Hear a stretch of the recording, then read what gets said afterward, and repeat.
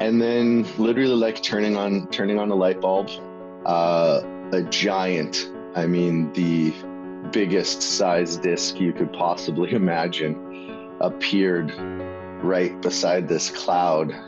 And I've never had any kind of experience to this day. I've seen lots of UFOs, but this was something absolutely unbelievable to see. I get goosebumps just thinking about it, really. What's up, guys? Welcome to Shpaceboys. What's up, everybody? So today we've got a cool thing. Zorro had a chance to interview our real good buddy Jason, who's had some amazing experiences, and he's had a whole lot of them too. Yeah, Jason has had like 80 to 100 UFO sighting experiences. And you guys don't know Jason, but he's a friend of ours, and he's one of the most sincere, most down-to-earth guys. Totally trust this guy. Yeah, and, absolutely. yeah, so it was an honor to be able to talk to him. This interview completely speaks for itself, and I think you guys need to watch it from beginning to end. It's going to be amazing. Check it out. For sure. I guess I should start where the biggest events in my life occurred. I lived in San Francisco for just over a year. That was back in 2006. And I guess this is really where the kickoff point for me was, where all of these things were starting to happen. Kind of was what seemed to be the catalyst anyways. And it was such a significant thing for me that I guess we should start there. Yeah, absolutely. So yeah, just a quick little overview. So you have had like UFO sightings a few times Yes. in your life, right? Yeah. Lots. Yeah, and I mean, you yeah. never come across people that have had that. So, like, how long? Mm-hmm. How many? Like, what are we talking about? Well, up until last week, I hadn't seen one in 6 years, but there was so many sightings for me. Like, really, when I started looking up in the skies and really started just taking note of everything, it became so important after my first sighting to just be more aware of what was going on up there. And I stopped just walking, everybody head down in their phone, looking, the people, the things around them. I started to really focus on looking up just to have the possibility of seeing more things, right? It just became an important aspect of my life. When I became a dad, kind of changed for me. I was, a change of focus for sure. So most of this stuff was happening for me when I was single, I guess, and going out in the world and really just paying more attention to things. Just I guess I had a relationship come to an end back in 2005, 2006, and I'd been with somebody for 11 years, and I needed a change of pace.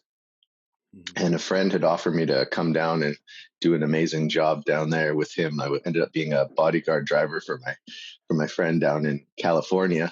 Oh, and so cool. Yeah, it was really cool. It was such a great experience, right? So I lived in a really beautiful place called Mill Valley. For anybody who doesn't know it, there's lots of famous actors and stuff that all live out there. So it's pretty high-end neighborhoods, and a lot of wealth there. So it really was like, it felt pretty comfortable being there.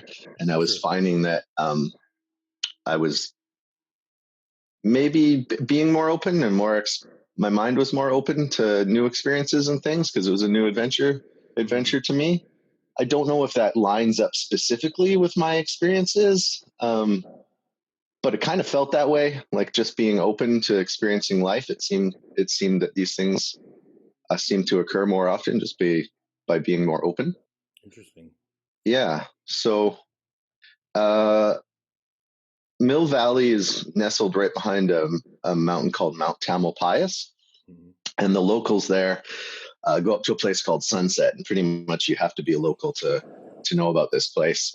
Usually, everybody goes up there, drives up there, smokes a joint, and watches the sunset, kind of thing. It's just a really cool, beautiful place. It's literally right right on the west coast, so you can look over and you see like Tiburon, which is a beautiful like half crescent moon bay and stuff, and the Farallon Islands are out, and the sunset basically comes right down near or behind them. So it's just a gorgeous view, and I've seen very few places as beautiful as it.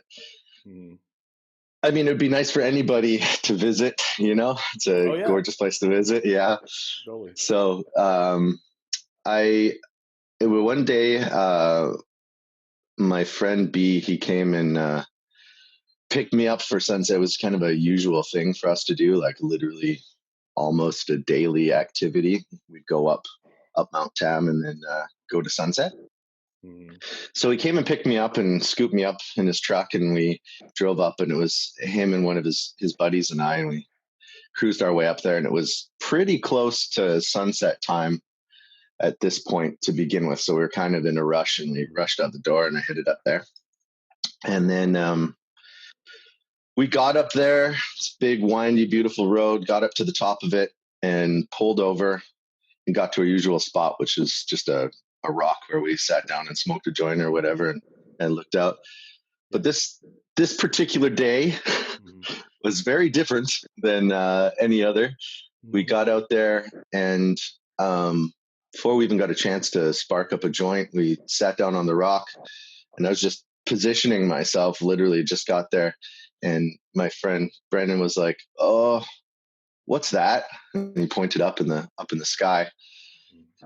And just to give an idea, it's completely clear view. Okay, you could see north and south, and everything was clear down at the ocean level, which was tens of thousands of feet away up north. Was like some low level fog, which is kind of odd to see it. Actually, it wasn't something I saw very often there, but being San Francisco area, it wasn't abnormal, but it just wasn't something I'd usually seen.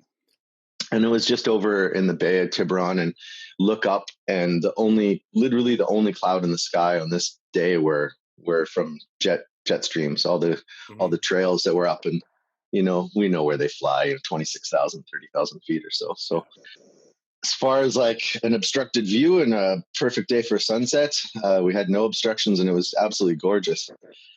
So Brennan sees something, and he points up, "What's that?" Look up, and right away we think it's a flare, and we're looking, and it's moving down, but the size of it was actually clearly not a flare. It was like maybe the size of a large car or a truck. So it was substantially large, right? What did it look like? What was the thing that you were seeing? Was it like a ball of light or a it was. Yeah, the shape, the best description would be a ball, a little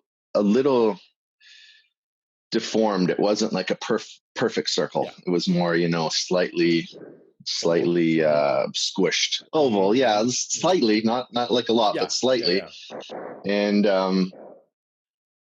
the most amazing part about it is when you looked at it, it had what I would best describe as fire or plasma that was around the outside.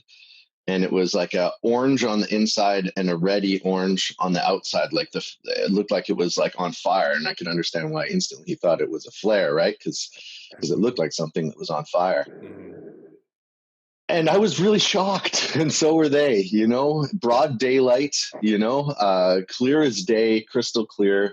I mean, I'm getting older now. I'm 44, but at the time I was pretty young, and I had actually really good long range vision and stuff. Yeah. So I could see it like honestly clear as day. It wasn't like, oh, you're confused with some gas or some, something that you can't understand, right? It was a clear shape. And I mean, literally I could see the fire on the outside and like the cloud on the outside of it. Was it above you? Yeah, it was it like at an angle? Almost directly. No, I mean, really? I mean, literally it was almost, like it had a slight angle, like maybe like this much of an angle, but it was basically like straight up. We could look for it. It wasn't like that, but we were looking forward at it. Gotcha. And it was only maybe 1,000 feet or so above us. So yeah, it was close, right? It was really close. To paint a scene, behind us is San Francisco. So we're looking out towards the bay, and behind us is San Francisco. And this thing dropped in. It wasn't a long experience at this point. It was brief, like maybe 10 to 15 seconds, I would guess. It came down and just kind of hung out there for a second. That seems like a long time when you're observing something, but it was like, but I mean, it was fast, and it left really, really quickly. Like, it was there, and then, I don't know, when people make graphics or something on a computer and, you just drag something across the screen really quickly, and how it kind of has like a slight trace. There you go. Yeah, that's what I'm getting at. Like a tracer effect. Like it's there, you see it, but then there's like an effect. That's what it looked like in real life. Like, it looked like, wow, like that was so fast. And I mean, it shot up to nowhere, like to the point of where you couldn't see it. So it was there, and then it just was gone. But we saw like where it went. It went up into the sky, right? Like as far as any sound or anything? Nothing, zero sound. Like when it was in front of us, when it came down at 1,000 feet, I mean, we were listening. Granted, it's pretty windy up there, but no, there was no sound, like nothing at all. And when it shot out, you would assume something moving at speeds like that there would have been something. So your friend's like, "What's that?" You look up. Yeah. It looks like a flare, like this ball of fire, and he's coming down towards the earth. It was just stopped. Well, it stopped, like it was coming down, like it was clearly slowing down, and then it stopped, and then hung out for, like I said, like for a few seconds, and then it was gone. Are you guys talking to each other at this point? 100% the whole time. That was the thing about this experience that like also made it so weird, because we had three people's thoughts going around in our own head, and we were pretty vocal with each other. At first it was pretty shocking, but we were pretty vocal with each other about what was going on. We're like, wow, we just saw like a daylight UFO sighting. Like, this is insane. Like, this is crazy. And it was like the last thing I was expecting, right? I was expecting a beautiful sunset, not to be shocked by something like this. So I was just literally wrapping my brain around it and thinking about it. Like, what was this? What was it doing there? What was the purpose of it coming down? And I'm like, looking at San Francisco, like looking at the, like what was it doing on a vacation from planet Xenar, or what was it doing exactly? Totally. It was rattling through my head, those thoughts, like what was going on. And then B says again, he points out over the ocean. He goes, well, what is that now? And they're like, look out. And looking at Farallon Islands, like where we're situated, where we were positioned, basically directly straight ahead is the Farallon Islands. And I learned that they're a few miles off of the coast, like right off of the coast of San Francisco there. So he told me at one point, I can't remember the exact number, but like 10 to 13 miles from tip to tip for the Farallon Islands. It's like a long looking island. I learned some interesting facts later. I'll get to that stuff. But so as I looked out on the Farallon Islands, and if you go basically double the distance from me to the Farallon Islands, go like at least twice as far out, right? There was a cloud, and a large one, like at least 500 feet in size. Like, it was a large size cloud, and it was forming, like, I'm looking at you at the screen right now, like dead straight ahead of us. This cloud started forming, but there was the weirdest thing I'd ever seen as far as a cloud is concerned. It looked like somebody had taken a cookie cutter of like a crescent shaped moon and cut out the side of the cloud. So there was this cloud billowing out, but it looked like somebody literally physically cut out the side of it in a crescent shape along the side. So it was like cut like this, right? Mm-hmm. So weird to see, because you could almost physically see like it was running into something, or something was there. Yeah. And then literally like turning on a light bulb, a giant, I mean, the biggest size disc you could possibly imagine appeared right beside this cloud. And I've never had any kind of experience to this day. I've seen lots of UFOs, but this was something absolutely unbelievable to see. I get goosebumps just thinking about it, really. It was a giant silver disc. It looked like polished aluminum, steel. I hadn't seen any kind of metal that looks like it, but that's the best way to kind of describe it. And it was the classic shape, disc shape, where people describe like two plates stuck together. And so there's a middle section, but this had no seams. Like you look at a plane or something, you could see rivets. Obviously this was a mile away and I wasn't going to be seeing any rivets or something of that size, but there was nothing. I mean, this was baby butt smooth. It was completely smooth all the way around it. Right. And, it was sitting at a weird angle. It was sitting, we were guessing between 20 to 25 degrees. It was just hovering there. And there was no movement. It was just there. And the side of the circle of the craft was actually that cookie cutter part. Like the cloud was billowing out beside it. And as soon as it appeared, that cloud started to dissipate. And it took maybe not even like 30 seconds for that giant cloud that was sitting there to completely dissipate. And now we're just literally staring at a disc. All three of us are like in complete awe and shock. I'm probably the one acting most the fool, and I'm like jumping up and down. I'm like, oh my God, like, is this real? Am I really seeing this? Am I seeing this? They're like, yeah, we're seeing it. I'm like, it's a UFO, right? We're seeing a giant UFO. They're like, yeah. And I'm like, oh my God, this can't even be real. Like, it can't be real. Yeah, it instantly turned everything that I had ever believed to be true. I thought it was possible for there to be UFOs that were coming here, but me being the one to experience it was pretty, it was overwhelming. I was trying to think, what does this even mean in my life? Like, what's the purpose of seeing something like this?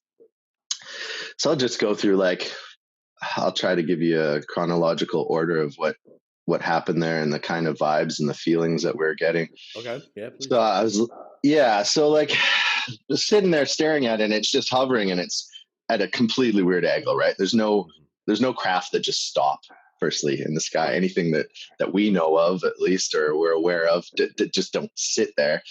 And it was massive. It was so massive. We were talking about the size of it, like instantly, it was just something that was just hard to really, really wrap your mind around. And we're looking at the islands, and right away I noticed, knowing that the islands were as big as they were like literally the size of the islands, but twice as far out. So Brennan starts going, he's like, oh man, he's like, this is crazy. He's like, I just thought of art class. He's like, isn't like perspective, if something's twice as far and the same size, isn't that like twice as big? And I'm like, oh my God, I think you're right. And like putting that into scope, that makes this object like 20 to 30 miles in size, right? That's like the shit you see on Independence Day, right? It was just like, what is going on? So that was overwhelming, just thinking about the fact that, something of that size, what could that house? What could be inside of there? Like a small city, like a civilization of people that could be inside. Yeah. That was like literally the point, I guess, where I started to really feel things that I hadn't felt. Like I was already elated, like my whole energy levels were higher, obviously, and I was riding on crazy adrenaline at this point. But that's when I really started to feel observed. Like I felt like literally these guys were here.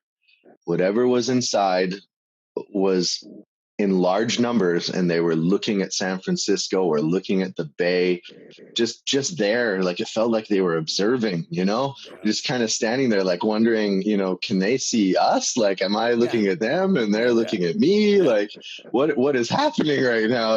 Like, is there an exchange of something here? Because I was feeling like this energy of like people, the same kind of vibe, when you have somebody that just was walking behind you, and you just all of a sudden become aware. It's the same kind of vibe, like feeling like I'm being observed by this giant thing. Could all have been in my head, but it's still the feelings that I was getting. Yeah, it was crazy.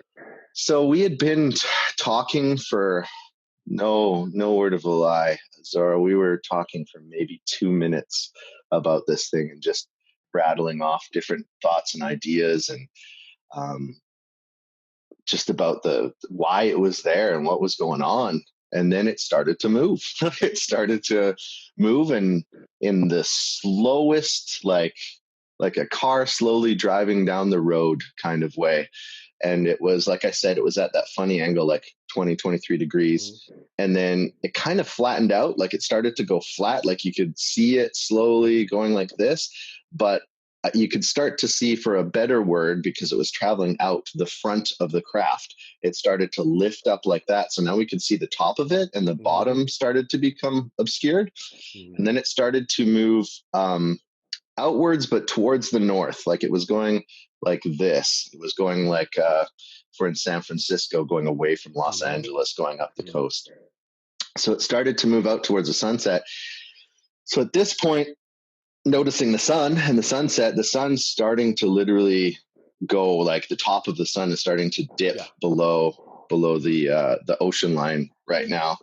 And the craft looks like it's starting to go out towards the ocean.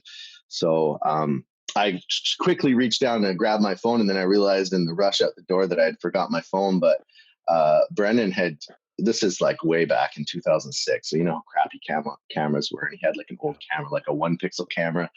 I wish, honestly, like we'd be famous right now. like have the best footage ever. But he had like a crappy 1 pixel, it's like it looks like a gray line in the shot because it's so far away. But still, he started snapping some pictures, and it started heading out, and I heard a car behind us driving down the road, and then I heard the brakes go on the car, and we were like maybe 50 feet off the road. The brakes go on the car, and a couple car doors open up. So I turned around and looked, and 2 guys, the driver walks away from his vehicle, and his mouth is just wide open, and he's looking, and his buddy comes out, and I'm like, I'm like, you see it too? I'm like, oh, it's been here for minutes. And the guy's like, he's not even saying anything. He's just in shock, and he's looking, and his buddy comes out, and the same thing. And I can see his mouth moving, and he's talking, but he's far enough away that I can't hear what he's saying, but I can only imagine what he's saying to his buddy at this point, right? So I'm like, oh my God, this is so amazing. Like, more people are experiencing it. I was just excited to be with other people getting to experience this as well, because it just... it made it feel better, right? Like if this was completely, validation. Streaming this, exactly. It felt better, right? I felt more comfortable with this experience because I was going to have more people that I could talk to, and potentially, down the road, just really even talk more about it. So the the disc starts going out further out towards the sun, and as it goes out, it starts to turn back. So it almost does like a spiral. So it's going towards the north, the northwest, and then it starts to circle, and it's like starts to go back towards LA, and it's going up, and it's still doing the same thing. It's going super slow. And I'd say at about 12 minutes into this experience, 12, 13 minutes into the experience, about the halfway point, we start to notice on what looks to be on the bottom of the disc, for what we can see, like literally the halfway mark on the line of this disc, looks like the sun is reflecting on the bottom, like it's hitting the bottom, like it's gotten up high enough that the sun is hitting. but the logistics of that actually wasn't possible. But something else was clearly happening. It was glowing on the bottom, and it was white, and it was bright at this point. Like, it was bright. It was still easy to look at, but you could see that something was reflecting on it, is what we thought as it was traveling. But as it got higher and higher, this white engulfed the entire craft, like the top, the bottom, and it got so hard to look at, Zorro, that the sun would have been easier to be staring directly at, like literally. Wow. like squinting at this thing and looking at it. But when you look at the sun and the sun rays, and like, how like you can see the edge and like gases, or just that weird effect. This didn't have it. It literally looked like somebody had made art in the sky, where they'd drawn perfectly this white disc shape. So there was nothing coming off of it. Like, it just looked like nothing you'd never seen before, let alone being a giant disc in the sky, slowly moving up. And it got brighter and got brighter and brighter. And then it kind of started to move quickly as it got up, like much faster than it was going before. And it started to circle up. And at about 20, we figured we'd been watching it for just over 20 minutes. And it got up to approximately where the jets are going over. So now we're like looking up like this at it. And it's further out. It's gone maybe 3 times as far as the distance from us to the Farallon Islands, and it's going up, and literally just like it appeared out of nothing, it just vanished. It was blink, like it was just there, and then it wasn't. It wasn't even like half a second, a millisecond. It was there, and then it was gone, like a magic trick. No streaks or anything on that one? Nothing. It didn't move. The one that came down moved, and you could see, like I said, the line and the streak of where it was going to. This thing just wasn't there anymore. It was there, and then it wasn't. Yeah. That's incredible. It was. It messed me up so much that I literally asked my boss for several days off of work. And it affected me like really very, very much. Like, I needed to do instant investigating. I just needed to know, like, who has seen this before? Anything like this? Somebody seen something like this before? I've heard of, giant discs and people talking of discs and stuff. Has this ever happened in California before? I went off on a tangent of like investigation. I mean, like, I was spending like 12, 13 hours a day on the computer, just, in the underwear, just looking up everything I could, like Farallon Islands, the size of Farallon Islands, what's there? I discovered that the Farallon Islands was a great white breeding shark ground. I discovered that back in the 50s and the 60s, and this is the interesting part that I think maybe has some correlation here, because they talk about UFOs going over nuclear sites. It was a dumping ground for nuclear waste out in the ocean past the Farallon Islands. So they were literally dumping barrels of nuclear waste into the ocean way back when. So were they there absorbing some kind of energy from it? Were they there to be like, oh, you idiots, you dumped nuclear waste in the ocean?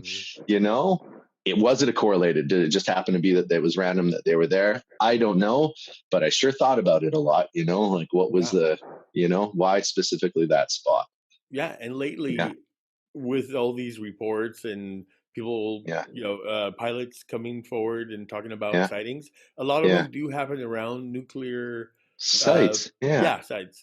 Yeah. So that's for really sure. Interesting. Wow. Yeah. But read more that maybe like even mining sites that are interesting to them. Oddly enough, I was up in Tumbler Ridge and had 2 sightings actually of orb UFOs, one near a mine and one near the town that I was in, which wasn't too far away from the mine, but I was years and years later. Yeah. So was this your first sighting, by the way? Yes, my first sighting ever. Yeah. Confirmed. I might have seen other, like, I can't say they weren't satellites, because before I hadn't done any investigating. I was not somebody who could identify the difference between a satellite or a plane or something like that. I wasn't a professional observer. I would say that I am now, because I've just investigated the difference between helicopters, planes, seaplanes, anything that might fly in the sky. Like, do police have unmarked helicopters? Do, the military have unmarked helicopters? What kind of lighting are they allowed to fly with? What directions do satellites go? I know that they usually go west to east, or east to west. Not very often do they go north to south. So the likeliness of you seeing something traveling north to south that looks like a satellite maybe isn't a satellite. Like, what is it doing? Is it moving different directions? Does it turn? Turning is a good indicator of something that's not a satellite. Especially when it's abrupt, real quick turning. Yeah, quick turning. Yeah, for sure. Yeah. So yeah, like I said, I sat in my room and I was very, very obsessed, and that obsession kind of expanded more and more. And the gentleman that I worked for was a very religious Jewish man, and I shared a lot with him. And I was literally having a physical, terrible feeling. I really wanted to share this with him because I shared so much, about my life with him, and it was such a good positive force in my life. I wanted to share something like this, and it was hard. It's hard because you hear the preconceived notion of religion versus, aliens. How do you really talk to somebody about something like that? So I eventually did speak to him about it, and it was a good experience actually.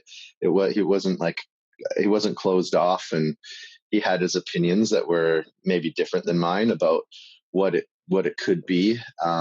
But he definitely thought it was possible that it was star people, people from somewhere else. So it was nice to be able to express that to them. It was a weight off my shoulders about, I was kind of worried about talking about that with him at the time.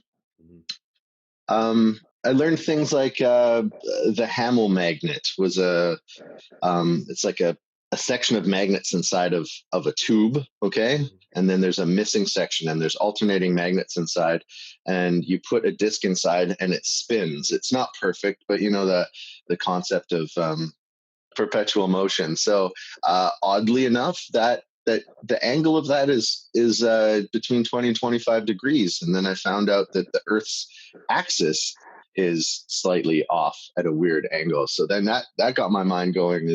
Was it sitting there because it was mimicking the Earth's axis? Was the gravity of it, was it locked into a position that was like what Earth was like? Everything was new and interesting at this point, and I was just trying to figure it all out. Yeah, for sure. Totally. So you and I have talked before about that UFO crash that had the glowing white disc that crashed in, I think it was New Sands, Mexico or something like that. There's a photo of it. It crashed. Oh, the video.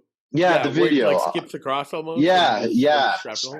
So that white is the same. It's the same. So I was like, okay, this obviously is technology that they have that is specific to their travel, because it was glowing like that. Maybe this is the same alien culture. I dare not assume that there's only one that's visiting here.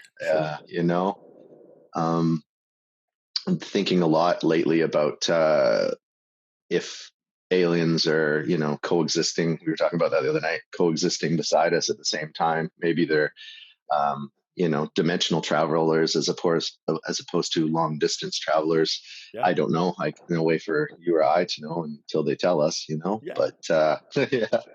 But yeah, a lot of things. I was thinking a lot about things, and my wheels kept spinning, and I became very open and not scared of the idea of having another sighting.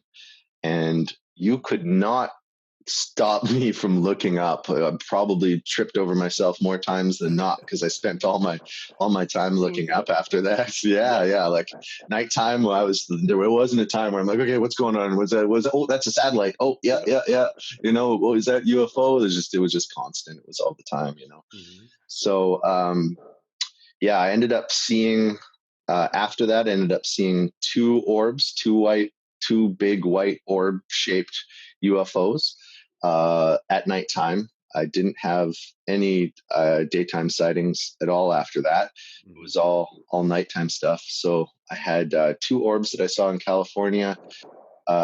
Same thing, doing odd circular patterns that we're talking about to know the difference between it and a satellite. So, but they look like the first thing that you saw, right? Like the ball yes, of light, yes, yes. But the difference is the ones that I was seeing were white. Like I didn't see any red orbs ever again up until this point of my life. I never saw the red orb again. I saw white orbs, big white orbs. I'm gonna, like glowing light type. Okay, yeah. Oh yeah, for sure. Those two ones they never changed the amount of light until they would like go away or whatever. I noticed sometimes they would fade out, like they'd be there, they'd be glowing, and then they would fade out and then just kind of go away. Not like the big craft that was just like an instant gone. It was more like they would just fade out and then not be there anymore. And that was pretty much it for California for me. Was three experiences. I say this because it sounds nuts, but I mean, I'm no word of lies, or I've seen so many, like countless ones. I stopped counting like well after 50. I guess that I'm somewhere around 80 to 100. Yeah, I'm serious. That's that. So now you live in Canada. Yeah, I do. I'm up in British Columbia, Canada, on the west coast. Yeah. Gotcha. And then you still see them. Like, when was the last time, or like how often do you? I saw one recently. Like I said, it had been 6 years. Like I went on a giant hiatus from seeing UFOs, and willingly, or it's weird. I knew I was going to say, no. I think maybe my life changed a bit so that I was less aware. I wasn't spending my time focusing on it.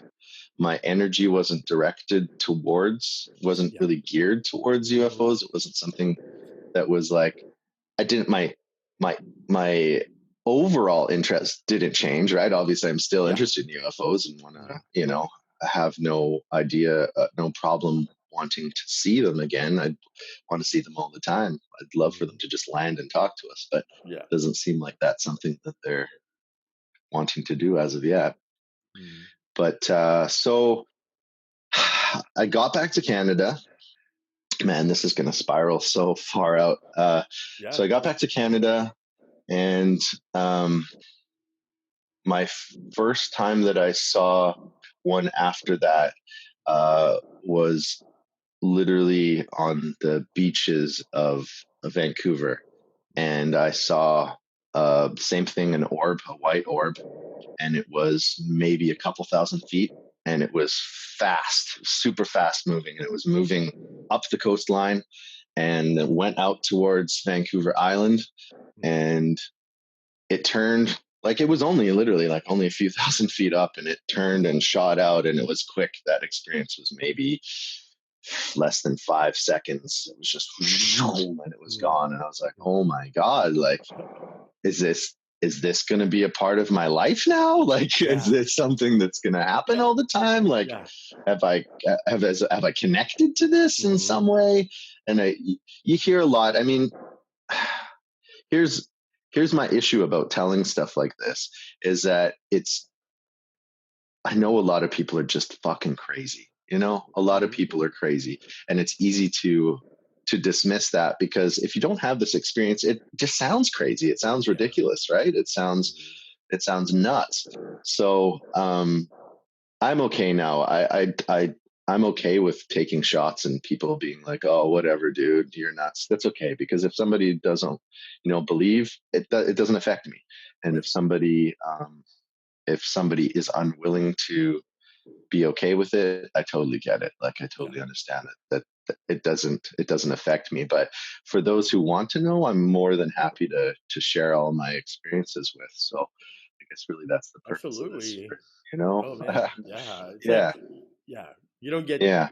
to hear multiple experiences. That's what kind of Yeah. crazy. Yeah, it gets so much more nuts, like the amount of times I saw it. So Stephen Greer, who I'm back and forth on, but he really had something with the idea of consciousness and connecting to these objects. I identify Yeah. with him when he says that. And he was the one who brought the idea of laser pointer into my life.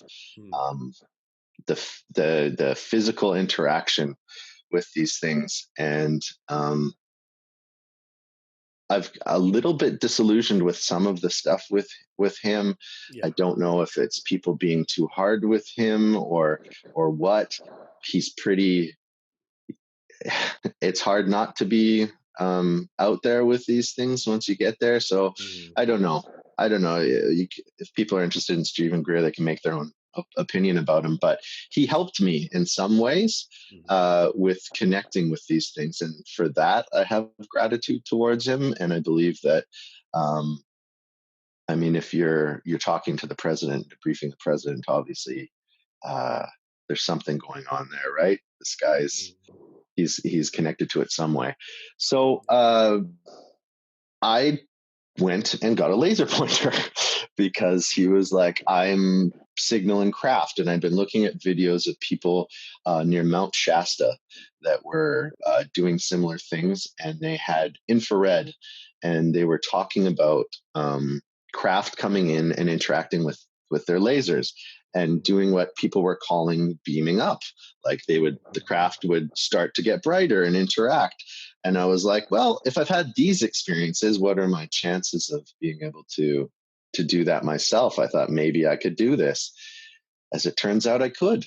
So I went out literally by myself. Again, I was having no fear. I wasn't scared. And if I was going to interact, if they were going to come down and I was going to have this interaction that I was already having, if it was going to kick up to the next level, I wasn't afraid of it. So I went out by myself to a lake, Raleigh Lake, which is in a place called Maple Ridge in British Columbia. Hmm. And the gates were closed. And I walked out there by myself, had my flashlight, my laser pointer, and I went out to the lake, and I just started flashing my laser pointer randomly in the sky or holding it up and like doing circles and Hmm. stuff. And was more focused on the physical action of doing this. And then I had remembered Greer talking like, no, you got to get into a mind state of connecting. And I remembered the feelings of elation that I had every time that I saw these craft. So I felt like I needed to raise up, like get like excited and energized and do this. And that's kind of what he was. I've gotten over the years of him talking about it, that his connection was like a raised up energy. So I identified with that, and I discovered that I feel like he's right, that if you get your energy levels up, you seem to have these experiences more often than not. So I was pointing my laser pointer, and out of nowhere, a white orb, just came in, like out of nothing, came towards my laser pointer, went past my laser pointer, and then blinked out, and it was gone.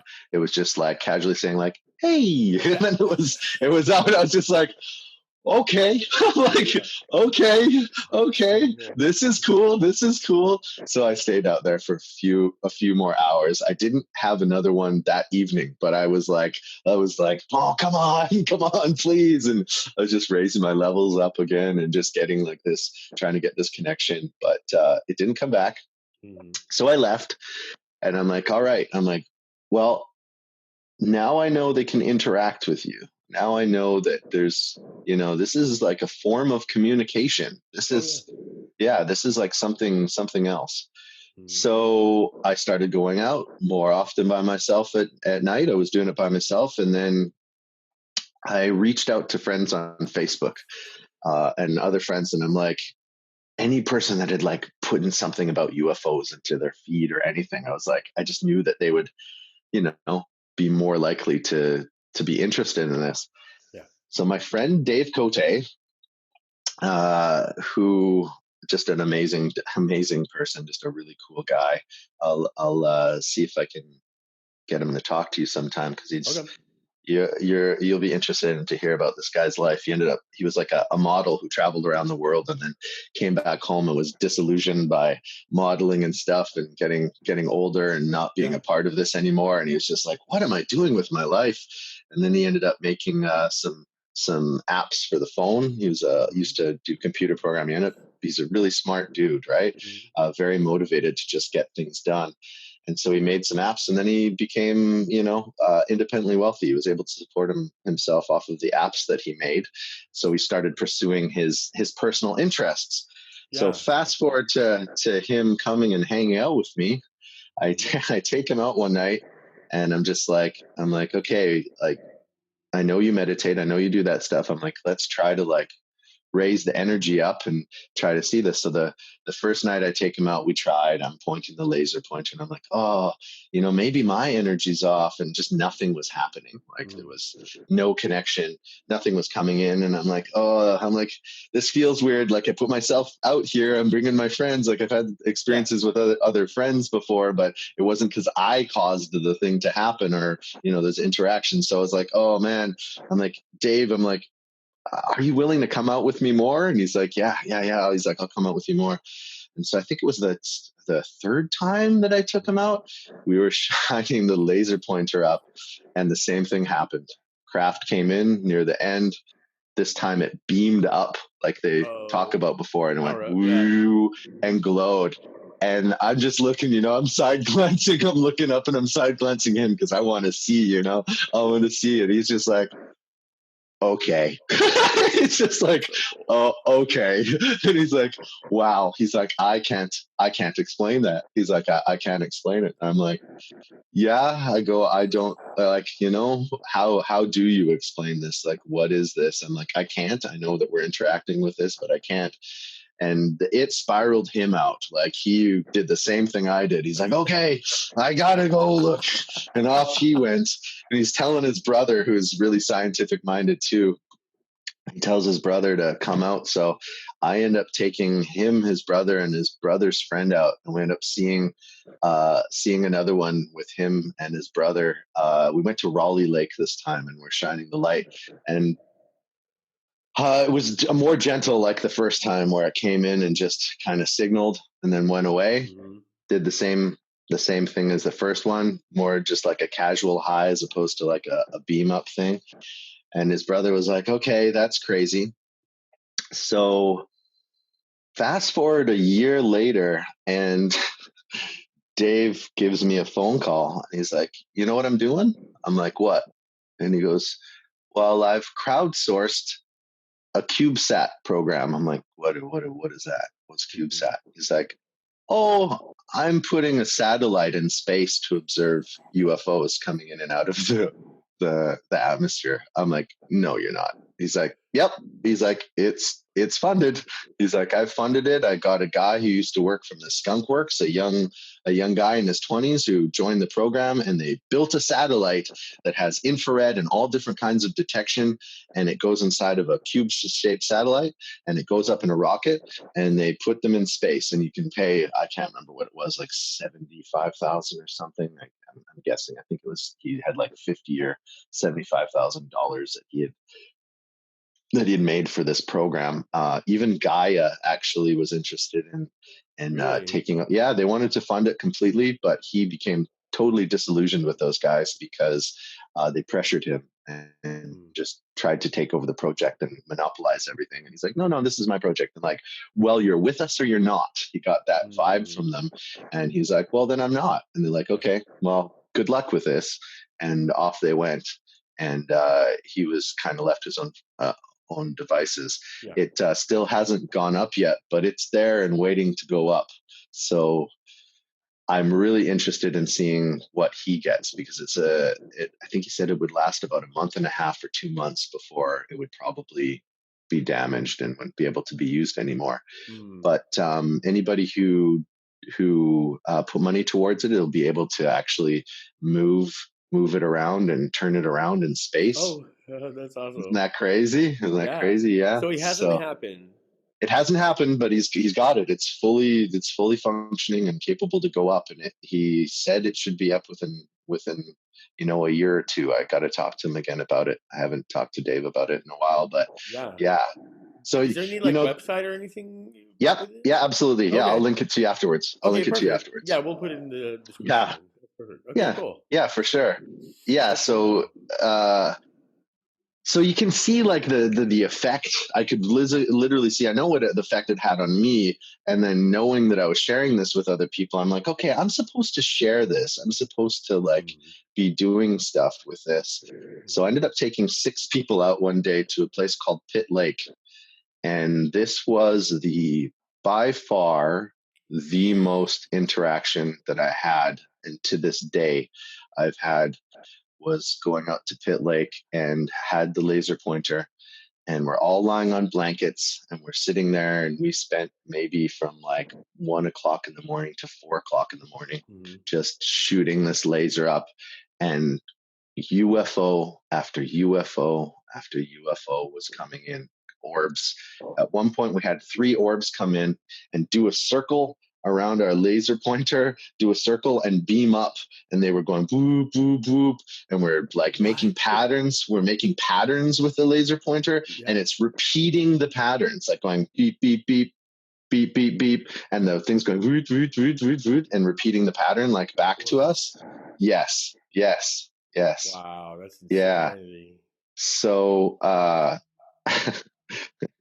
yeah, one of my friends ended up buying a crazy expensive laser pointer and ended up getting confiscated by the Queen, apparently, at the border, that he wasn't allowed to have it, but he bought a $900 laser pointer because he's like, I'm doing this. He's like, this one goes miles into outer space. He's like, I'm gonna signal them all. Yeah, all the way to space. And I was like, okay. I'm like, okay, you're really into it. He's like, yeah. He's like, I can't even gonna tell you how this affected me. And yeah, so it was my family, my cousin and her husband and a few of their friends, and my friends, mutual friends, that all went out and did this. That was the most interaction back and forth that I'd had, and still to this day I haven't had an interaction like that. So when you get you do something that's amazing and you feel really good about it. I had this crazy confidence about this now at this point, because I've gone out with 6 people and I have 6 people doing this. I'm like, I'm going to start reaching out to UFO communities. Yeah. So I reached out to the BC UFO meetup group. And for the love of me, I can't remember his name. This guy was pretty eccentric that was running it. And I messaged him and I was telling him about some of my experiences and stuff. And he's like, okay. He's like, well, come to the group and tell us about it. So I'm like, all right, I'm going to do it. So I'm like, I'm going to bring a laser pointer. Now, at this point, all of my interactions that I was having were away from the populace. It was always somewhere in nature, would rather be near the ocean, near a lake, out in the forest. All of the things that I was doing was away from people. So I went there, and my intention was to take the group out to go to the beach, which was in Vancouver, which would have been 15, 20 minutes to get to the beach or whatever. But I went there and I was talking about this and saying that I was signaling craft, and he's like, well, why don't we do it on the roof of my building? And I'm like, really? And I'm like, well, I've never done it near the city before. Let's give it a go. I'm worried about planes and stuff, or interacting with them, but they're really easy to see at night. You can see planes coming in and stuff, and I'm not going to be shining any laser pointers in any planes' windows. So I'm like, okay, let's go do it. So we went up on the roof and fired it up, and in less than a minute, almost instantaneously, a craft comes in slow, lights up, and goes on by.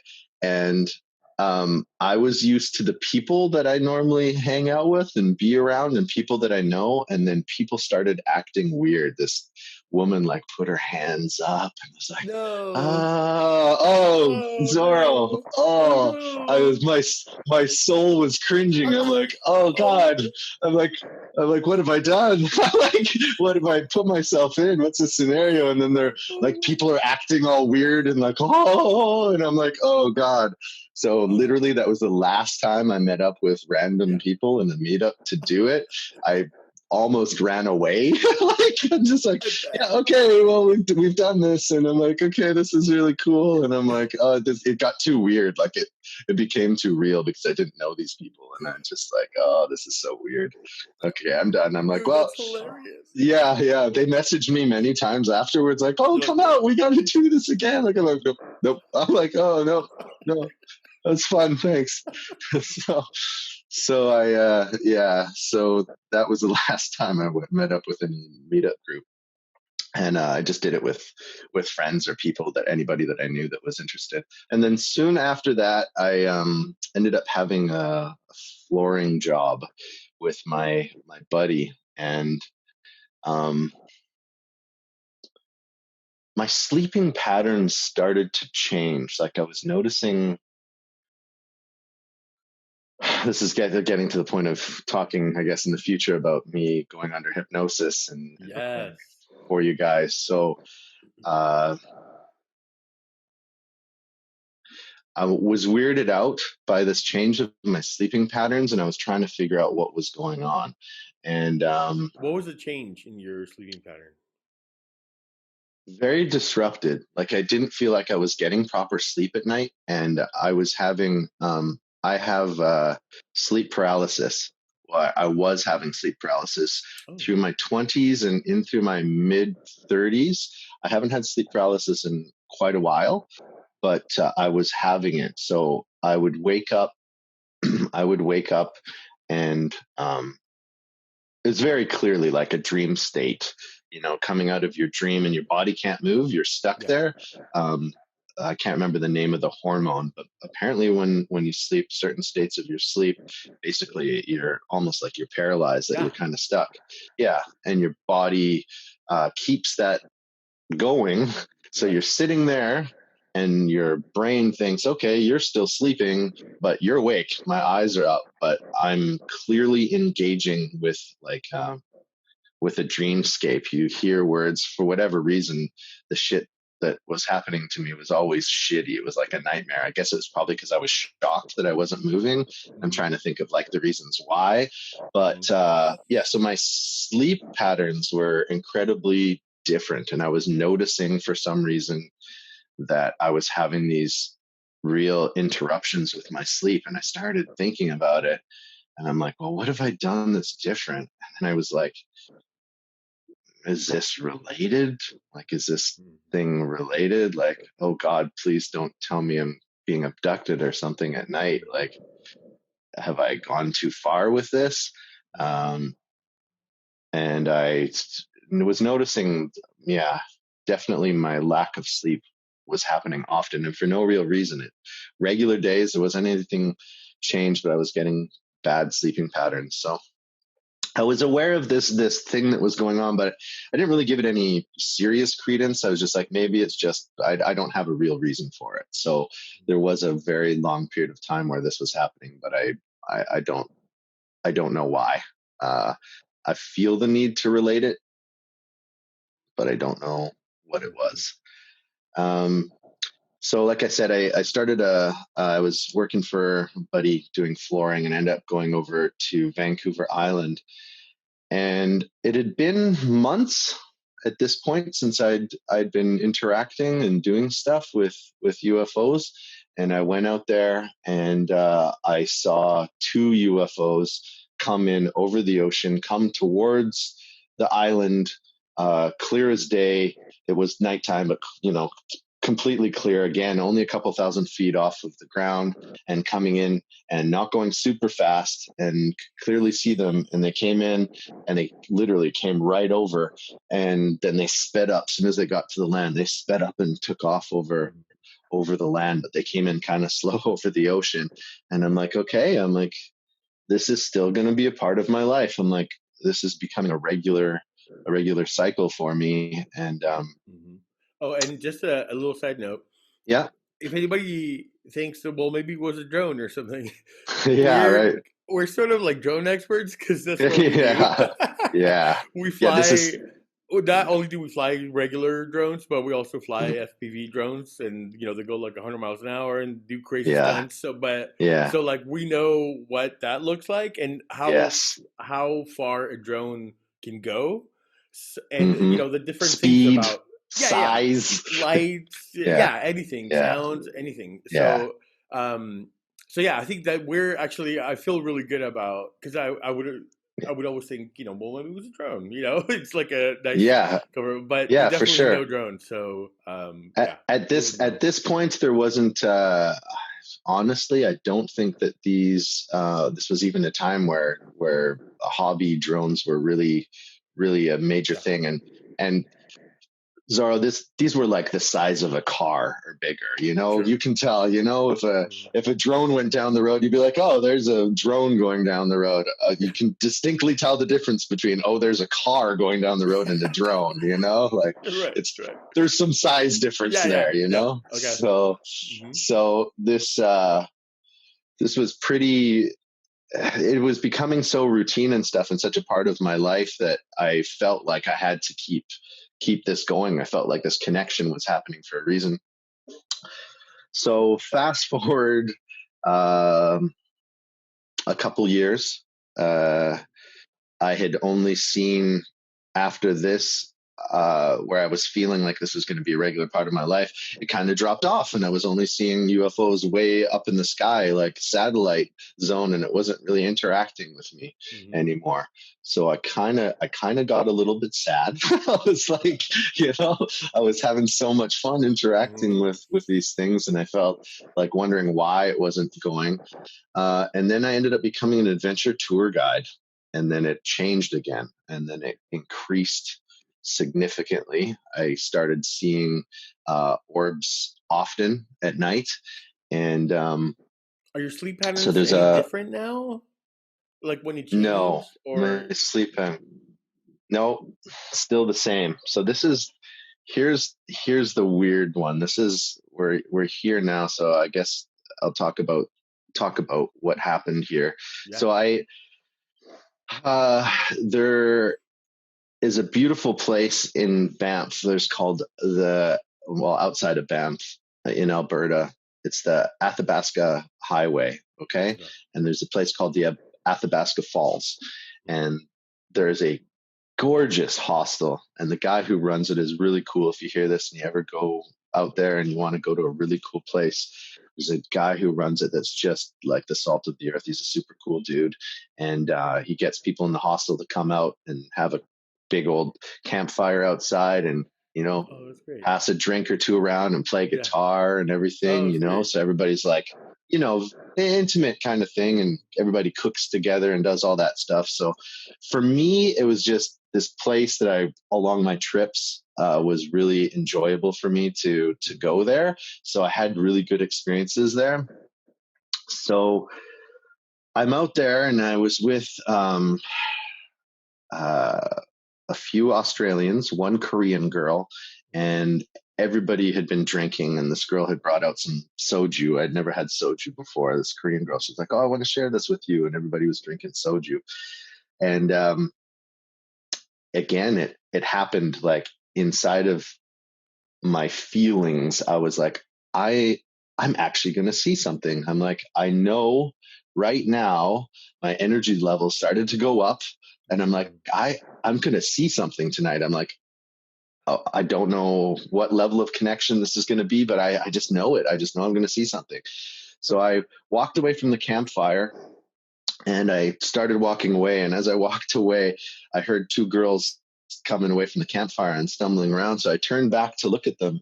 And as I turned back to look at them, like super fast out of the corner of my eye, an orb literally maybe 400 feet. Okay. Wow. This is like This isn't 2000, this isn't 1000, this is low.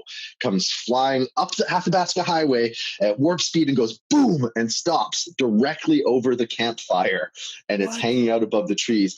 And I'm like, oh my God. And I'm looking, and it's a glowing orb, and I'm staring at this thing, and I'm like, it's like this close, and I could see it. Like, it was so crystal clear. It again gives me goosebumps thinking about this one particular sighting. It was just so in my face, and I'm looking at it, and I'm like, it stopped at the campfire. Like, granted, up this highway, there's very little activity, very few people. And then there's us on this highway, and it just was like, oh, there's some people here. And that was the only correlation. That would be the only reason for this thing to stop along the highway, was because it recognized that something was going on and there was people here.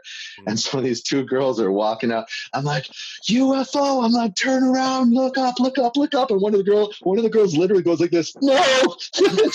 she hides her head and she covers her eyes, and the other girl looks up, and I'm like, look. And she turns and she looks and she sees it. And the moment she like just sees it, it goes boom, and it shoots up the highway just as fast as it came. And I'm like, did you see it? Did you get to see it? She's like, yeah. And she like freaked out. She's like, oh. And they both go running away. And I'm just like, yeah. I'm like, somebody saw it. I'm like, awesome. I'm like, this is great. So then I went back, and I ended up going to bed, and it was like, I don't know, 1 o'clock in the morning or whatever. I had a few drinks, but I wasn't like drunk or whatever. But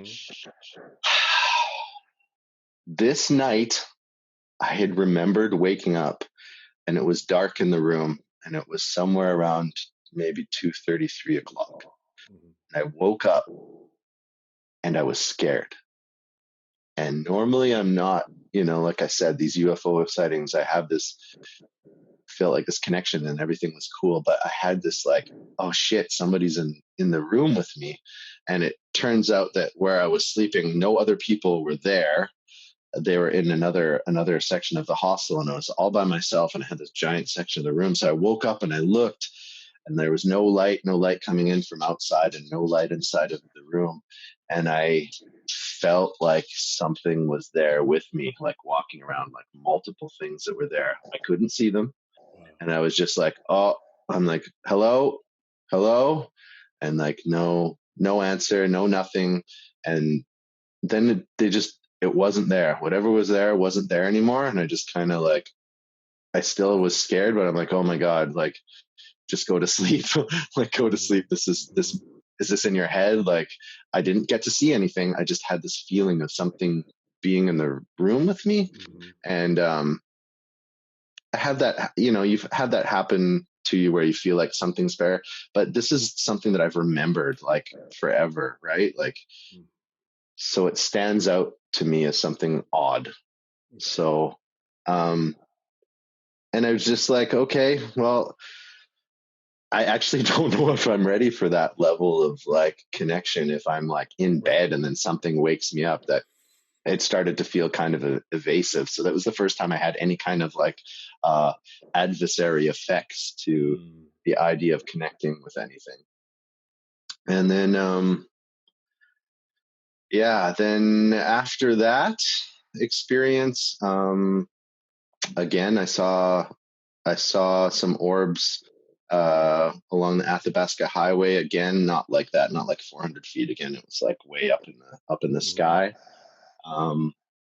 And I would go out running by myself at night, which was really stupid to be out in nature when there's bears and wolves and lynx and cougars and stuff. And I started to think, I'm a pretty adventurous person. So I just, I don't have that self-preservation gene that some people have. I go out and do stupid things, and I'm like, okay, well, this is kind of dumb to be walking on the Athabasca highway doing this anymore.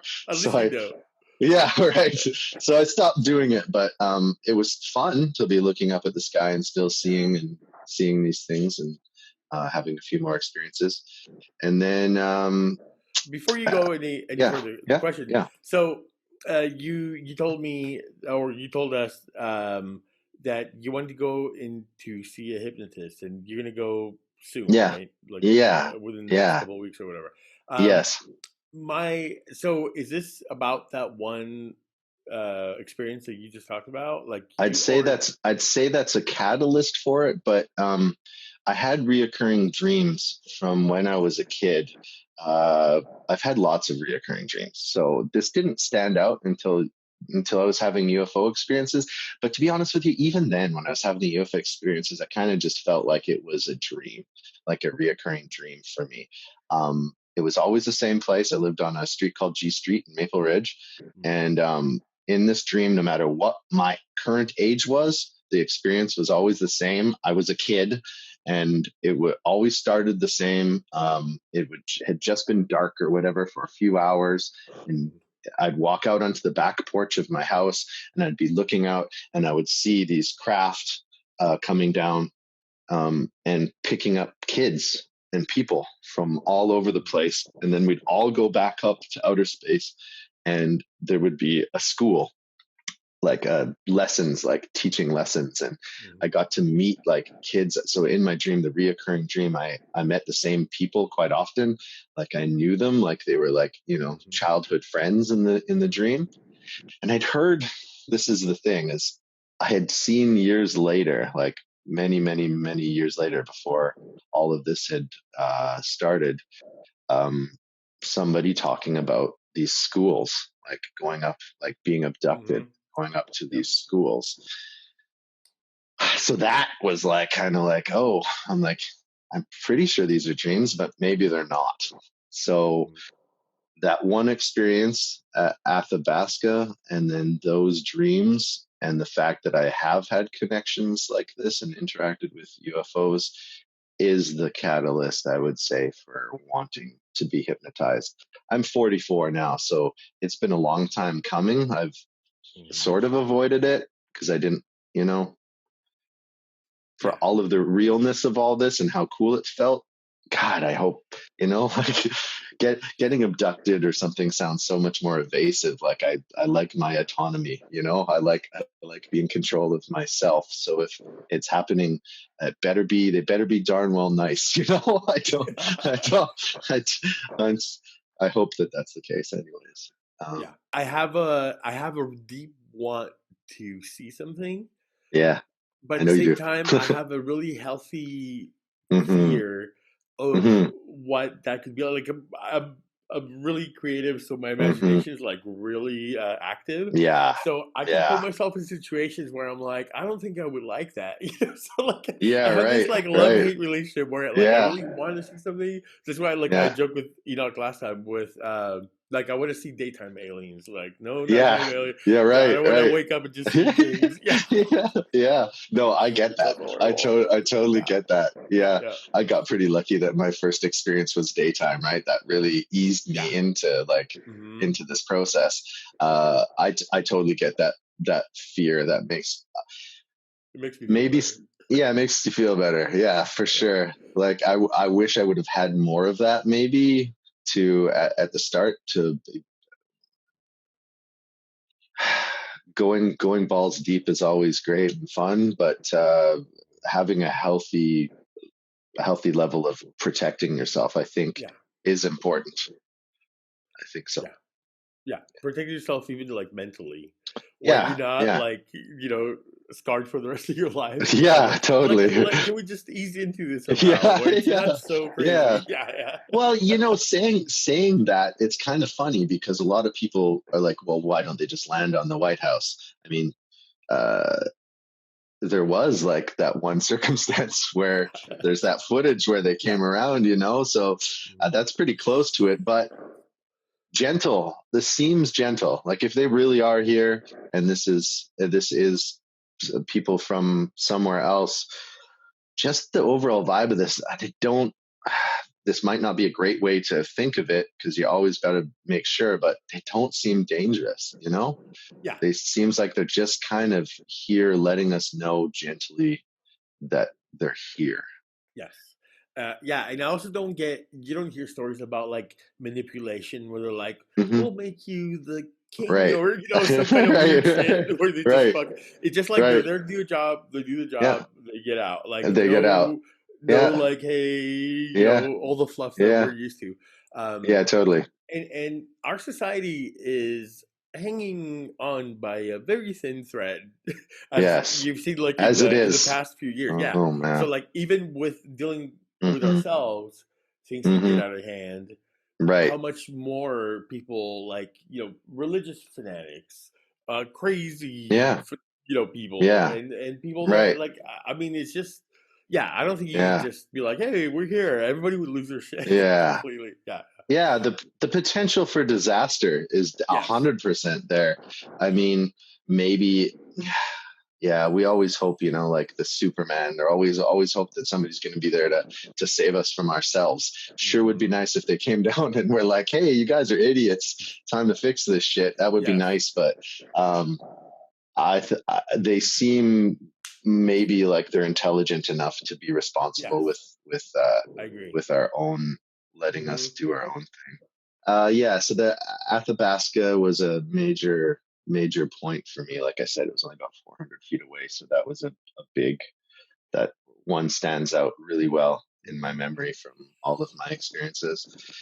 And then yeah, I had some UFO experiences, nothing too crazy. Oh yeah, actually, my friend Jim, he's very analytical, and I've tried to approach the subject with him about UFOs, and I appreciate a scientific mind. So I like talking to people like that. Hmm. People will have, a difference of opinion than me. Makes it Yes. healthier for me. Makes it more Absolutely. balanced, and Hmm. Hmm. gives a good balance. I know what I've experienced, so talking with somebody like that, maybe pulls me back a little bit and makes me Yeah. think more about my experiences and the possibilities. So we were living together, and I'm in Maple Ridge again. Same thing. That vibe of like, oh, something's different. Something's, Hmm. the energy's different. I'm like, I'm gonna go outside and stargaze. So I walked outside, and I had remembered speaking maybe a week or two before with a couple of my friends who live in Mission, which is just outside of Maple Ridge, and there's a river called the Fraser River, and they said they were outside, and their neighbor, who was a pastor, was outside with them, and they saw UFOs come down and follow the river and go up the river, Hmm. and the pastor didn't take a crazy religious stance. He wasn't like, he's just like, oh, UFOs, that's Yeah. that's really cool. So That's cool. I remembered that conversation, and I started thinking about it like, oh, okay. I'm like, maybe this is a pretty good area for UFO sightings if they're like going up the river and stuff. I'm like, I've seen it in Raleigh Lake. I'm like, well, maybe I am really just happen to be in a hotbed, a UFO spot where this is happening to us. So I went outside and was at our house, and I looked up, and coming in from the north over my house was a super fast moving orb, and it came in, and then it and slowed down, and then it turned and it went east. And then a second one came in, slowed down and turned and went east and followed the exact same pattern. I'm like, Jim, come here, come look at this. I'm like, there's UFOs. He's like, really? And he comes running over, and he comes out. And just as he got outside and the two are turning to the east, a third one comes in as he gets outside, and he sees it go and slows down and Oh, follows. So together we got to see three yeah. UFOs. And I'm like, okay, Jim. I'm like, what was that? And he goes, he's like, hmm, humans from the future. He's like, Heck I'm more yeah. likely. I'm like, okay. I'm like, all right. I'm like, you think that's more likely time travelers, like humans coming in? He's like, yep. He goes, that's definitely unexplainable. He's like, but I'm pretty. She's like, yeah, no, I don't think that's aliens. He's like, maybe time travelers coming to check out. And I'm just like, okay. I'm like, I appreciate your opinion, and like it's different than mine, but I'm like, all right. I'm like, I can get with that vibe because I don't know what they are. I have Yeah. no idea. So cool. So that was really neat, getting to experience with somebody who And, didn't, you know. and to that point, I think that our minds are being a little more open to the possibilities of Mm-hmm. travel, that Mm-hmm. something being this many light years away and how long it would take for our conventional way of thinking. Mm-hmm. But, from like Bob Lazar talking Mm-hmm. about Yeah. how gravity can be manipulated in the fabric of Yep. time, and you can Yep. shorten distances. Not only Yep. that, but even the possibility of another dimension, like Mm-hmm. being in Mm-hmm. and out. And Mm-hmm. it sucks because we have made, through movies, through everything that we've experienced, it Yep. seems fantastic in a way that's Hollywood. That's Right. dreamy, Yeah, and like there's absolutely. no other Yeah. dimension or whatever. Yeah. But there are. I think our eyes are being opened up to like different possibilities of these Mm-hmm. things. So to Jim's thinking about like, well, that can be Yeah. time travel because we're confined in Mm-hmm. this Earth. Yeah. There's Yeah. still, I think there's other possibilities as well with For traveling sure. not being needing to Yep. be in our conventional way of thinking. Sense. Absolutely. I think you're right. Like, I can't go ahead and assume what it is that I'm seeing. I know what I'm seeing, right? Like, I know, and then I can reference it versus all the things that I know, and I can take other people's opinions and Mhm. hopefully the abundant source of like professional military people and visual Yeah, observers pilots. and people, Mhm. pilots, exactly, Mhm. people who know. Um, it's only going to be a matter of time before somebody gets something up on the internet, before somebody can stop it that's going to be of significance. I agree. I don't think I'm special in seeing the things that I've seen. I think I'm lucky. I think maybe I have stumbled onto something that I could interact with and I'm just open to it. But no way, shape, or form do I think I'm special. I think other people, anybody can be doing this. I think I'm just open to the idea of having this happen. Yeah.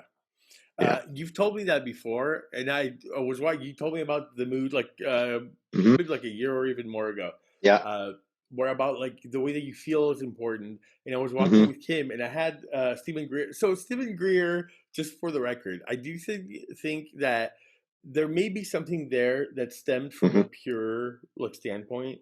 Yes. Uh, and I have his app and everything, but there are some Hmm. like things that are questionable. Like in my heart, Yeah. even I feel like something's Yeah. off. So Yeah. I feel it too, and man. yeah, and I think that as humans, we're kind of like it's either black or white. It's this or that. Yeah. Like this Hmm. guy is real or he's not. Or he's And not. yeah, and there could be a thing where it's like part of it may Gray. be true, Hmm. and Hmm. maybe it has been grifted a little bit to profit Hmm. or Profit. whatever else. Yeah, I think but you're bang on. He yeah. has. I'm not gonna like. I literally give him credit for laser pointer and give him credit Mhm. for lining my mind and the ideas with it because my personal experience. I'm not discounting him by any means. He No, got me on a he got me to be able to signal craft. Like I right. can't. I'm not gonna. You know. Like you have proof Uh, of something working. So yeah, yes. yeah, Yeah. Yeah. absolutely. For sure. So I have Yeah. his app, and there's like some tones you can play, like audible Hmm. tones that Yeah. you can play. Yeah. And I was telling you about it, and then you were like, Yeah. about your mood and everything. So I was walking with my wife to drop off Hmm. like this car, and it was night. And I was like, oh, let me try it, and it was going off, and I was feeling really good. And I look up, Yeah. and I totally saw like could have been a satellite. All right, Yeah. I'm not gonna Yeah. lie, but right when Yeah. I looked up, it was like this little like light going across. I was like, all right. Yeah. I have also Yeah. had an experience of seeing something as massive as what you talked about, where it's like Yeah. a huge thing. Huge. But again, in my memory, and the only person that I've seen this with just Yeah. passed away like last month. Oh, I'm It was sorry. like, but that was like I used to party a lot, I used to rave. Hmm. We have been up for a few days. I was on acid on top of it, but we Hmm. both Yeah. experienced it where all the lights in the Yeah. skate park that were out, they all went out at the Yeah. same time. Yeah. Like at least Oh, wow. even when you're tripping, I'm like, this is Yeah. happening, right? And he's like, yeah. All the Yeah. lights went out. I looked up far in the mountain and we saw this humongous, like as big as a mountain, like UFO like creeping over it. And Oh, wow. we it was but I don't count it as a You sighting, can't. and Yeah. You, because of so right. many variables that were there, Right. Right. Right. it just seemed Yeah. like maybe this, But a maybe that. cool So experience. yeah, Cool but I'm experience. glad None. that you were able to Yeah. have something that you were like, I was there for that. That this Yeah. happened. So, Yeah. but Totally. yeah, it's so fascinating and so Yeah. special. just thinking about it, Yeah. it just changes everything about our world. So Absolutely, 100%. Like, oh, for the love of me, I can't remember his name, but he's an English actor, and then he became an interviewer, and he was so interested in UFOs, and he knew about Mount Shasta and this place also in the state of Washington. And I wish I remembered this guy's name. He's like hippie, long-haired hippie dude, and he does the same thing, but he has infrared equipment, and yeah, he I've seen does the him. laser I pointer, forgot his and name too. then looking. Yeah, you know who I'm talking about? Yeah. Well, this interviewer came from England and went there, and he ended up having experiences with this guy, and they caught like the UFOs, and he's like, it changed him too. And I related to it so much. He's like, he goes, I wanted to have this experience. I wasn't expecting this experience, but now that I've had it, like how do I continue? Like, what do I Right. do Yeah. from here? And honestly, I think the only thing to do is to share and to try to keep experiencing it if so inclined, uh, compartmentalizing it and storing it somewhere doesn't really do anything unless, Anybody? Yeah. yeah, unless you can't handle it. Maybe you just can't, maybe Right. you've experienced something. I don't know if you necessarily have to be on the same wavelength to experience this. I know that I have specifically been in those states in order to continue to have this experience. But, people do talk about getting abducted, and it's not like they wanted that, it's not like they're like, oh yeah, come Nobody abduct wants me. to. That's something. Yeah, right. Right. So, yeah. That's awesome. But by the way, have you seen the documentary called "The Curse of the Man Who Sees UFOs"? What's his name? Oh my Oh, goodness. you actually do know about it, right? Yeah. Yes, I You know the do. guy. Okay, Yes, I do. Yeah. yeah. Oh my goodness. What was his name? Oh no, now you got me thinking. Sorry, I'll plug it in the Yeah, yeah, description. The totally, link to it. totally. Yeah. Yeah. But he's Yeah, very. he's a I nice love guy. this guy. He's eccentric. He's eccentric as all get Yeah. up, but he's like, yeah, he's a cool dude. He's a cool dude. Absolutely. But he too was Yeah. like, I see him all the time. Like, look over there. It's like, bam, there was something Mhm. over there. Yeah. Like, look Yeah. over there. Yeah. That's amazing. Yeah. Yeah. Yeah. Yeah, and it happens to, I mean, like I said, I'm not special. This happens to anybody. I think once you start looking, it just starts to happen more and you have that interest. I mean, with anything in life, you align yourself with wanting something in particular. You kind of just go that direction, Yes. A lot of people call it the secret or whatever, but I mean, I'm not necessarily one to think that, but I definitely think um, Yeah. lining yourself with the energies you want to experience in life kind of happens, if you're thinking about one thing, you kind of are drawn to it. Yeah. No, absolutely. Yeah. So after your experience with Jim and stuff, Yeah. um, has it still been going on or? So about 6 months after my experience with Jim, I was driving with my friend Hosey, Christian, and we're going down the road in Mission, same kind of area, and we had like where that Fraser River was, where I was telling you that the Oh yeah. pastor and my friends Yeah. had saw, go up the hill, maybe 1,000 feet up the hill, and I saw a different colored orb that was red. It wasn't like the fiery one that I knew about before, but it was a red orb, and it came in over top of me and my friend Hosey, and we stopped the car, and both of us went like this and watched the thing come in and go in. And he's like, wow, wow, So cool. we just saw a UFO. I'm like, yeah, I know, it's wild, right? It was wild. And then I'd only seen a few after that. It was just white orbs at like a distance, and I didn't have any real like close connect sightings. And then it just stopped for 6 years. Literally, Oh, interesting. yeah. 38 years old was the last time that I had seen a UFO up until last week. So, Oh, did you saw one last week? yeah, I did. Yeah, over a lake, and it came in a white one, and I saw it with my friend, and she had never seen one before, and she was like, "Wow," she's like, "Wow," and I'm like, "Yeah," and she was really into it too. She was into the idea of it. She had zero like no block, like, okay, let's just watch. And same thing, we watched it. And at first it had some similar aspects to a satellite, but then it turned and did a S turn and right in front. And I'm like, I go, there you go. Like, you got to see your first UFO. And she was like, wow, that was so cool. It was so interesting. So I know, I mean, I guess I feel like life has a reason, and us having this conversation, maybe, you know, it's time for me. Maybe I'm ready now, you know, for hypnosis, and maybe you and I will get to go out together sometime. And, Oh you my know, God, I would love that so much. yeah, me too. That would Me be too. amazing to be able to do Yeah. that. We're still on the West Coast, so it's not too Yeah. far. But Yeah, I I know. think we need to make that happen. I think that sounds Yeah, I think it's a good idea. I think we should do a trip or something. definitely. We And should. Sorry, go ahead. oh Go yeah, ahead. I was gonna say, you know, people like if I was to listen to you, I'd be like, okay, so where's the video, right? So like, why Yeah. don't you always have a phone with you, whatever? And So then you have like Neil deGrasse Tyson.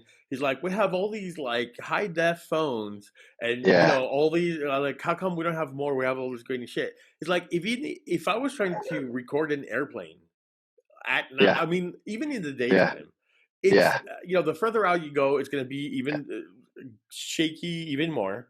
yes, Resolution is going to be dropped. You know, yes, it's going to yeah, be you don't get like we don't have devices that can go that far that clear.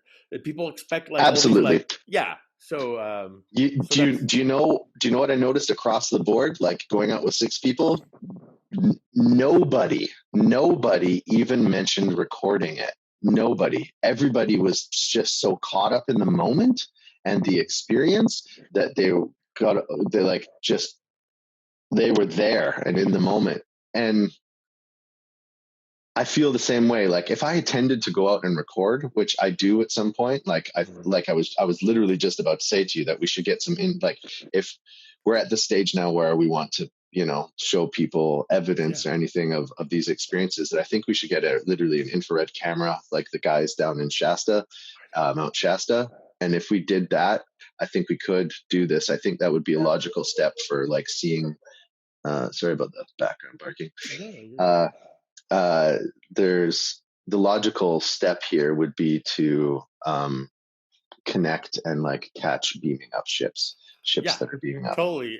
Yeah, yeah. Yeah, Because other people are doing this, like, you know, yeah. pretty regularly. So if I'm having these experiences and I think you're open to it, I think there's no reason why we can't go out and get some Absolutely. footage. Yeah, Yeah. yeah.